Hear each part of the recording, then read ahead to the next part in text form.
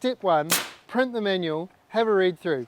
It's not that big, not that complicated, and a lot of it is very similar to other products that we're using in the marketplace. Just like the other saveBOARD products, you'll use your woodworking tools to make any cuts, sort out any penetrations that need to go in the sheets before it goes up. We like to use our Makita rail saw.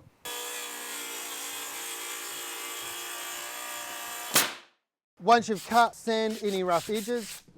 So we're ready to install on our wall here, and we will glue it up like other traditional internal liners. Using a standard construction adhesive, we'll glue it 300 mils on the center studs and dwangs.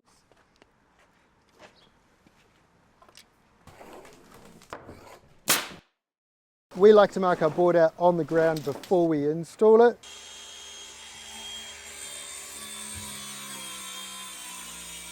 You also need to make sure that the bottom of the board is 6 to 10 mils off the floor using packers, and the board needs to be a minimum of 18 mils on a stud.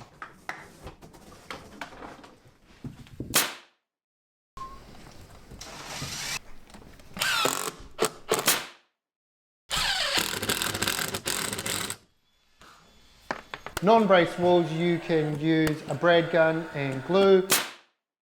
This wall here is a brace, so we have screwed it off using the GS1 guide.